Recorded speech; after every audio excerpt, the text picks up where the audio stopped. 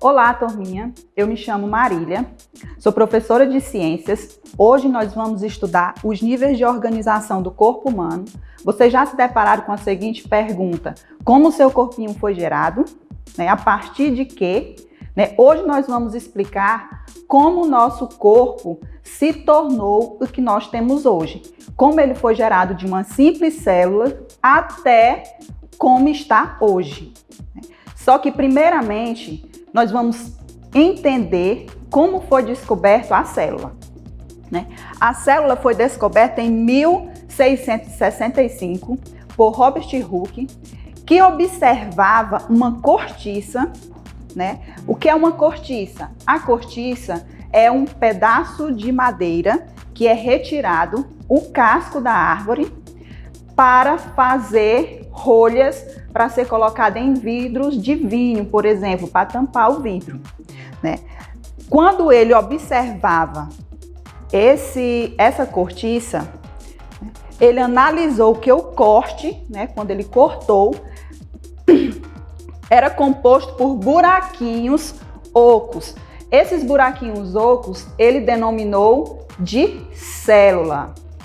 Ele observou isso através de um microscópio que na época foi criado manualmente por ele.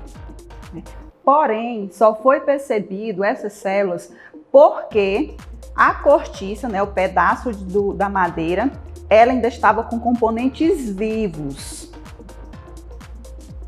Em 1838 e 1839, outros dois cientistas alemães, que Matthias e Theodor, com base em muitas evidências obtidas em estudos com um microscópio mais avançados do que o de Robert Hooke de 1665, eles propuseram que todas as plantas e animais são formados por células.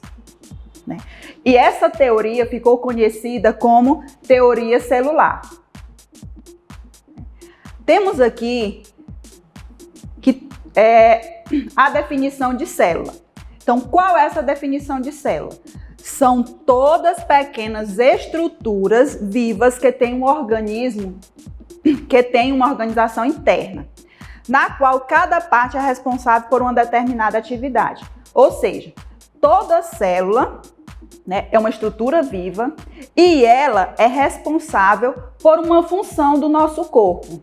A célula, como foi dito anteriormente, ela vai estar tanto no ser humano como nos animais e nas plantas. Temos aqui, seres humanos, cachorros, árvores, arbustos, são exemplos de seres vivos cujos organismos são formados por muitas células. A partir disso, o que nós podemos entender? Que se nós temos muitas células, nós somos seres pluricelulares ou multicelulares. Temos também exemplos de seres unicelulares, que são seres formados por uma única célula. Exemplo: bactérias, amebas e paramécio. Esses são conteúdos que a gente vai ver mais na frente. Hoje nós vamos nos atentar às células pluricelulares, os seres pluricelulares, que são seres que são compostos por várias células, e são as células vegetal e a célula animal. Hoje nós vamos também entender o que elas têm em comum e a diferença da célula vegetal para a célula animal. Temos o primeiro componente, membrana plasmática. A membrana plasmática é o revestimento de proteção que controla a entrada e a saída das substâncias que vêm para a célula. Ela está localizada na célula, aqui a célula animal, logo bem no início da célula. Na célula vegetal, a membrana plasmática está localizada nesse verdinho mais claro. Esse verde mais escuro é outro componente que nós vamos ver mais na frente, outra estrutura. Temos agora o citoplasma. O citoplasma é a região, está localizado na região, toda a região da célula, e preenche toda a célula, tanto na animal quanto na vegetal ele está localizado por toda a célula. Ele é tipo um material gelatinoso. Imagine você pegando uma gelatina. Além de preencher toda a estrutura da célula, ele também vai servir para estruturar a célula, para ela ter o formato. O núcleo, né? O núcleo ele está localizado no centro, né? Tanto da célula vegetal como da célula animal. É nele que vai estar localizado o DNA, que é onde está lá o material genético.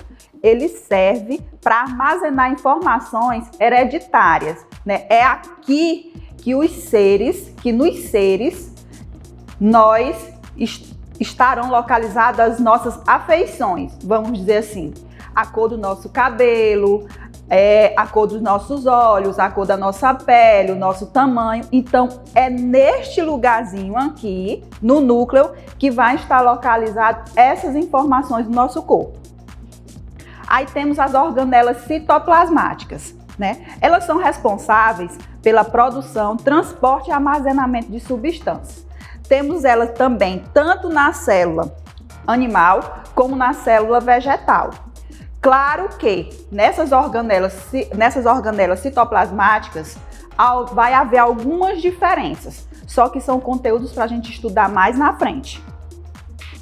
Lembra quando eu falei para vocês que existia uma diferença muito importante entre a célula animal e a célula vegetal?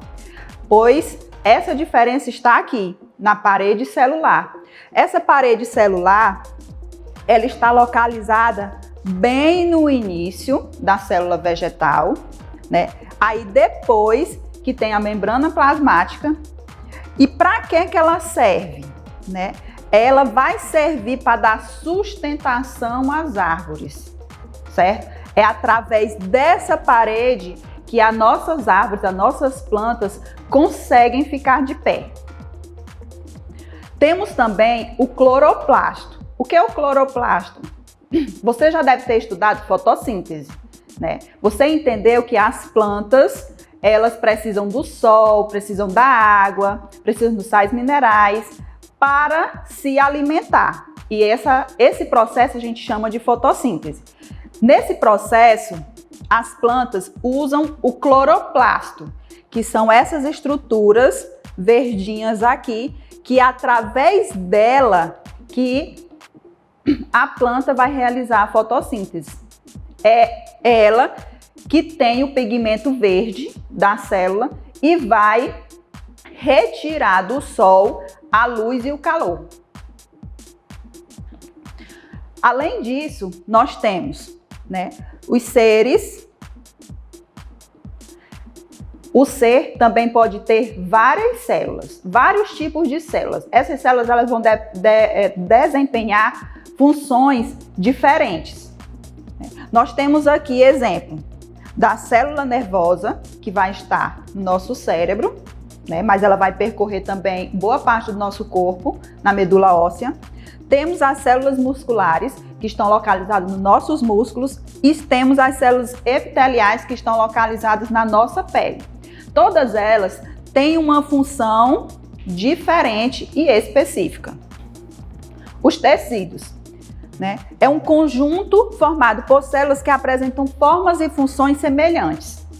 Bom, a gente estudou a célula, né? Vamos nos ater nesse momento à célula animal. Vamos deixar um pouquinho de lado a célula vegetal e vamos nos focar na célula animal, tá bom? Depois de nós entendermos como funciona a célula, né, que essa célula ela vai se multiplicando, ela vai formar os tecidos. É através desses tecidos que a gente vai ver um pouquinho mais na frente que são formados os órgãos. Então, esses tecidos também têm funções específicas. Nós temos aqui alguns exemplos de tecido. Temos o tecido epitelial da pele, o tecido muscular dos músculos, o tecido nervoso, que é comandado pelo nosso cérebro, o tecido conjuntivo, o tecido ósseo, o tecido cartilaginoso e o tecido sanguíneo. O tecido muscular. Vou citar dois exemplos de tecido para vocês terem uma noção melhor. O tecido muscular é formado por células alongadas que têm a capacidade de se contrair e relaxar o movimento. Imagine você movimentando os braços ou a perna. Então é esse tecido que vai dar esse movimento. Temos o tecido epitelial, né? Ele é responsável por todo o revestimento interno do nosso corpo e são ajustadas as unidades umas às outras. A gente consegue identificar o tecido epitelial do nosso corpo olhando para a nossa pele, né? Seja do braço, seja da perna. Então, todo o nosso corpo é recoberto por tecido epitelial. Os órgãos, né? Entendemos que a célula vai originar os tecidos, né? Agora, os tecidos vão originar os órgãos, né? Temos aqui órgãos formados por 2 ou mais tipos diferentes de tecido que atuam em conjunto para a realização de determinada função no organismo. Exemplo, temos aqui o coração, o cérebro, o pulmão. Só que nós temos vários outros órgãos. Um desses órgãos são os ossos, são o pulmão, são o fígado. Então, nosso corpo possui vários órgãos. Vimos que, né, as células darão origem aos tecidos, esses tecidos darão origem aos órgãos e os órgãos darão origem aos sistemas. Então, órgãos que podem atuar conjuntamente para desempenhar uma função específica do nosso corpo é denominado de sistema. Temos aqui como exemplo o sistema digestório. Quais os órgãos que fazem parte do nosso sistema digestório? Temos aqui, ó, inicialmente, a boca, a língua, o esôfago, o fígado, a vesícula biliar, o pâncreas, o apêndice, o ânus, o estômago, o intestino grosso, o intestino delgado e o reto. Então, todos esses órgãos, esse conjunto de órgãos vai dar origem aos sistemas, né? A união de todos os sistemas dará origem, né, ao nosso organismo. Então, quando a gente pega tudo isso, nós temos um ser, que nós temos como exemplo nós mesmos.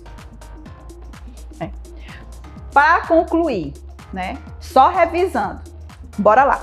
A célula vai dar origem ao tecido, o tecido vai dar origem ao órgão, o órgão dará origem ao sistema e o sistema, por fim, dará origem ao organismo. Vamos exercitar um pouco, vamos botar a nossa cabecinha para funcionar, né? De acordo com a nossa aula de hoje, vamos observar a imagem, né, com os níveis de organização do corpo humano e responder 2 perguntinhas. Lá vai. A primeira, que níveis do corpo humano foram retratados na imagem? E a segunda, quais níveis de organização do nosso corpo são mais complexos que uma célula? Então, observe bem a imagem, respondam, entregue essa atividade para seu professor, ver se ele está correto. Nossa aula fica por aqui e até a próxima!